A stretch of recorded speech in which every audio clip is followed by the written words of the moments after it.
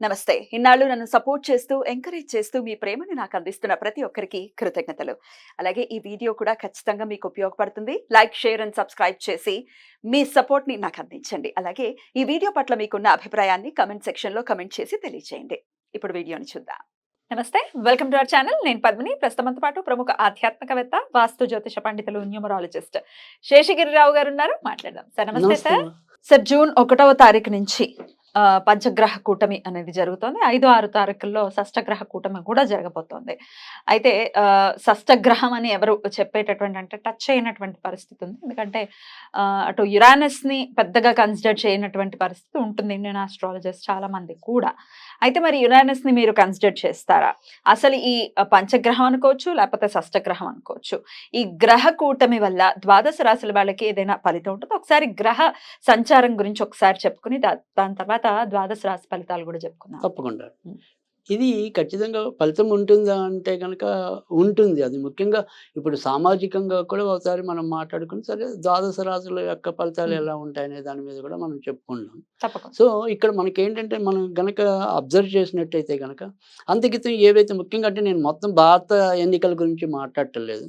So, మన వరకు మనకి తెలుగు రాష్ట్రాలు ముఖ్యం కాబట్టి ఈ తెలుగు రాష్ట్రాల మీదే ఎక్కువ అందరికీ కూడా ఆసక్తి ఎక్కువ ఉంటుంది కాబట్టి సో దాన్ని బట్టి చూసినప్పుడు ఇక్కడ ఈ గ్రహస్థితి ఏదైతే ఉంటుందో అక్కడ అంతకితం జరిగినది ఏంటంటే మనకి ఏప్రిల్ 13 అనేది అక్కడ కూడా సంఖ్యాశాస్త్రం ప్రకారం 4 వచ్చింది.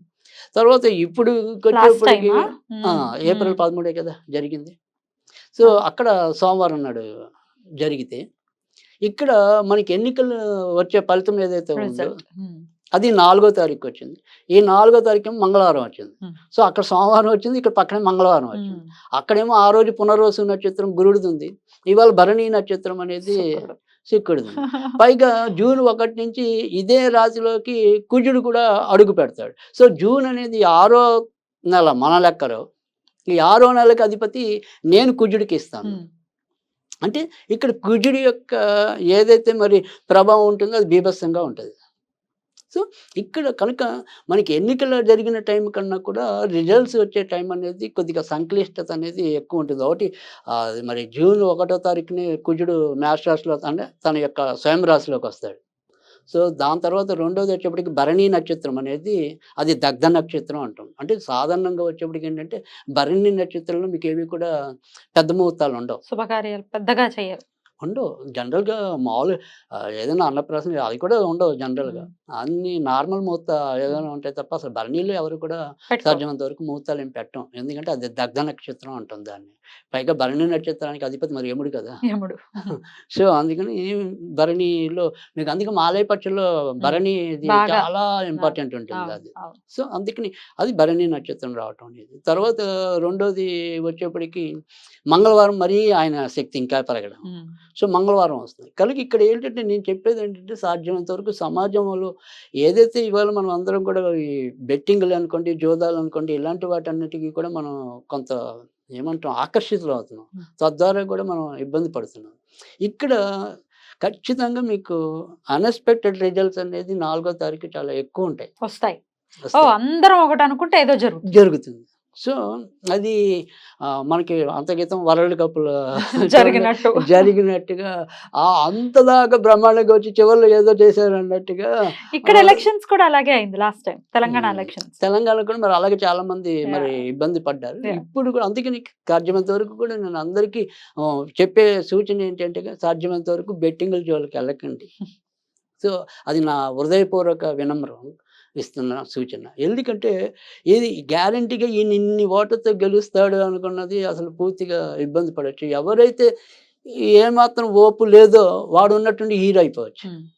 సో అలాంటి అన్ఎక్స్‌పెక్టెడ్ రిజల్ట్స్ అనేది ఒకటి ఉన్నది. తర్వాత రెండోది ఏంటంటే ఈ రిజల్ట్స్ ఏవైనా కూడా సాధ్యమైనంత వరకు కూడా అందరూ కూడా దాన్ని స్పోర్టివ్‌గా తీసుకోమని నేను చెప్తాను. ఎందుకంటే ఇక్కడ స్పోర్టివ్‌గా ఎందుకు తీసుకోమంటున్నానంటే ఖచ్చితంగా అప్పుడు ఎన్నికలైన దానికన్నా అంటే సజావుగా అయ్యాయి ఎక్కువ శాతం.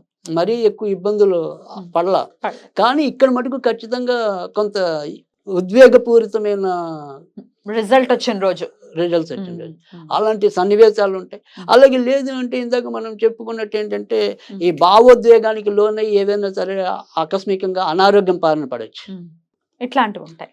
అది ఇప్పుడు ఉమ్, గుండె జబ్బులు అనుకోండి, రక్తపోటు అధికంగా ఉండటం ఉమ్, అనుకోండి. ఉమ్. సో ఇలాంటివి మరి ఒక్కోసారి అవి మనకి మృత్యుకి హేతు అవుతాయి కదా! డెఫినెట్లీ సో అందుకని ఎవరినైనా కొద్దిగా సంయమనంగానే ఉండమంటున్నాను. దాని ముందున మీరు కొద్దిగా టేక్ ఇట్ ఈజీ అనుకోండి. రైట్ సో రైట్ గెలుపు ఓటములు దైవాధీనాలు సర్వసాధారణం కూడా. అనుకోవటమే. ఉమ్, సో అందుకని ఎవరి మీద విపరీతమైన ఆశ పెట్టుకోవచ్చు, నిరాశ పెట్టుకోవచ్చు. జరిగేది ఎలాగో జరుగుతుంది. ఉమ్. సో ఎవడున్నా మనది ఆదుకునేవాడైతే తక్కువే. అవును. సో అది అది తర్వాత తర్వాత ఎలాగో అర్థమవుతుంది. రైట్. సో ప్రతి ఒక్కరి మీద మనం ఒక నమ్మకం పెట్టుకుని ఓటేయటం అనేది ఉంటుంది. వీళ్ళు మనకి ఇలా చేస్తారు, వాళ్ళు అలా చేస్తారని. సో కానీ అవి ఎప్పుడు కూడా ముఖ్యంగా మధ్య తరగతి వాళ్ళ మీద అయితే కూడా ఎవరు మేలు చేసేది కూడా చాలా తక్కువ ఉంటది. రైట్. రైట్. సో దేశ అందుకని కాలమాన పరిస్థితి ఇలా ఉంటుంది. ఈ రైట్. గ్రహ కూటమి కూడా. అది ఇదే చతుర్థ గ్రహ కూటమి. ఉమ్, అందుకని నేను చెప్పి ఇక్కడ ఈ చతుర్థ గ్రహ కూటమి కూడా మనకి ఏమవుతుంది, ఇప్పుడు ఏదైతే ఇది ఉంటుందో సాధారణంగా ఇక్కడ ఇది వృషభంలోనే ఇంచుమించుగా మనకి సూర్యోదయం అనేది ఉంటుంది. అప్పుడు మేషంలోనే సూర్యోదయం ఉంది. ఉమ్, ఇప్పుడు వృషభంలో అంటే ఇప్పుడు అప్పుడు గురుడు ఆధిపత్యం వహిస్తే ఇప్పుడు శుక్రుడు ఆధిపత్యం. అంటే మొత్తానికైతే ఇప్పుడు రాక్షస గురువు ఆధిపత్యం కూడా ఎక్కువ. ఉమ్, సో అందుకని రాక్షసులు బలవంతులు అవుతారు. ఉమ్. ఓ, ఓకే. సో ఇట్లా ఉంటుంది పరిస్థితులు. అయితే ద్వాదశ రాశుల వాళ్ళకి వాళ్ళ వాళ్ళ పర్సనల్ లైఫ్లో కూడా ఏమైనా ఇంపాక్ట్. మరి వ్యయంలో ఇన్ని గ్రహాలు గ్రహ కూటమే ఏర్పడటం మిథున రాశి వారికి ఎలాంటి ఫలితాలను ఇస్తుంది అనుకోవచ్చు? అవును. కొద్దిగా ఏదైతే కూటమి అనేది ఉందో మిథున రాశి మీద ఇంపాక్ట్ 2 రకాలుగా ఎక్కువ చూపించే అవకాశాలు అయితే ఉన్నాయి. ఎందుకంటే ఎక్కువ ఉపయోగపడే గ్రహాలన్నీ కూడా వ్యయంలో ఉండడం. అంటే ఇక్కడ ఎవరైతే మిథున రాశికి అధిపతి ఉంటాడో బుధుడు వ్యయంలోనే ఉంటాడు. తర్వాత సంపాదన లేదా మన ఏమంటాము సంపాదన కారకుడు కూడా వ్యయంలోనే ఒక 2 రోజులు ఉంటాడు. 2 రోజులు ఉంటారు. అవును. తర్వాత వచ్చేప్పటికి ఏంటంటే శక్తి సంపదకి ఎవరైతే కారకుడైతే రవి ఉంటాడో ఆయన వ్యయంలో ఉంటాడు. ఉమ్, తర్వాత వృత్తి ఉద్యోగాలకి సంబంధించిన వాడు, భార్యకి సంబంధించిన వాడు ఎవడైతే ఉంటాడో ఆయన వ్యయంలో ఉంటాడు. ఉమ్, సో ఒటొచ్చి బలం ఉన్నది ఏంటి అంటే గనక లాభాధిపతి లాభస్థానంలో ఉంటాడు. సో కుజుడు. కూర్చోడు.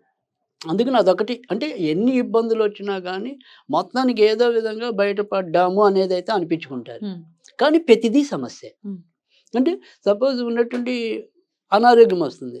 అనారోగ్యం భయపడాలేమో అన్నట్టుగా డాక్టర్లు చెప్పచ్చు. కానీ లాస్ట్ మినిట్‌లో రిపోర్ట్‌లు చూసి ఏం పర్వాలేదమ్మా. ఉమ్, అంటే ముందు ప్రతి దాంట్లో ఒత్తిడి ఇలానే ఉంటుంది. ఉద్యోగం తీసేస్తారేమో అన్నట్టు ఉంటది. ఎందుకని మంచిది నీకు మీద నెగెటివ్ ఉంది అని చెప్పి ఉమ్, చెప్పొచ్చు. మన తోటి వాళ్ళు ఎవరైతే ఉంటారో ఎంప్లాయీస్. ఆ ఒక 2, 3 రోజులు పిచ్చ టెన్షన్ ఉంటది. ఉమ్. కానీ చివరి నిమిషంలో పర్వాలేదు నిన్ను ప్రస్తుతానికైతే ఏమి ఉంచారు. ఫైర్ చేయట్లేదు. ఉమ్, ఇలా ప్రతి విషయంలో కూడా Right. ఏదో విధంగా బయటపడటం అనేది అయితే ఉంటుంది గానీ, వీళ్ళకి ఏమంటామంటే ఈ నెలంతా కూడా దినదినగండం 100 ఏళ్ల ఆయుష్. అరే. ప్రతి దాంట్లో పిల్లలతో ఇబ్బంది ఉంటుంది. ఎందుకంటే సంతాన కారకుడు వ్యయంలోనే ఉంటాడు. ఎలా చూసినా బుద్ధి కారకుడు కూడా మరి వ్యయంలో పడినట్టే. అందుకని ప్రతి విషయంలో కూడా కొంత ఇలా అయోమయ స్థితి అనేది కూడా కొద్దిగా ఎక్కువ వెంటాడటం అనేది ఉంటుంది. ఉమ్, ఇంకా తర్వాత రెండోది ఏంటంటే ఎవరైనా గనక ఉద్యోగాల్లో మార్పుల కోసం అన్వేషిస్తే, మనం ఈ కంపెనీ నుంచి ఇంకో కంపెనీకి వెళ్ళిపోదాం. లేదు ఇంకో ప్రదేశానికి వెళ్ళిపోదాం.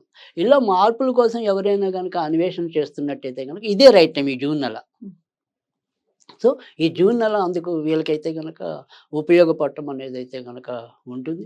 ముఖ్యంగా వచ్చేప్పటికి ఏంటంటే ఈ 14వ తారీఖు దాటిన తర్వాత మరింత మంచిది. 14 లోపు కొద్దిగా సంయమనంగా వెళ్ళటం అనేది అవసరం. 14వ తారీఖు తర్వాత మాత్రం మంచి ఫలితాలు కూడా ఎక్కువ రావటం అనేది ఉంటుంది.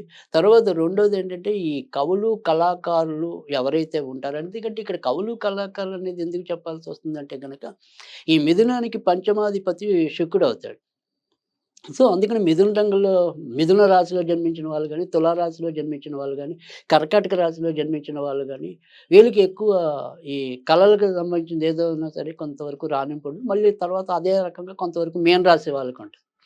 ఇది ఇక్కడ మిగతా 3 రాశులు ఎంతో కొంత వాళ్ళ యొక్క కళని ప్రదర్శించగలుగుతారు గానీ, మీన రాశి వాళ్ళు కొద్దిగా తక్కువ స్థాయిలో ప్రదర్శించగలుగుతారు. వాళ్ళకి మంచి ఉన్న టాలెంట్ ఉన్నా గానీ.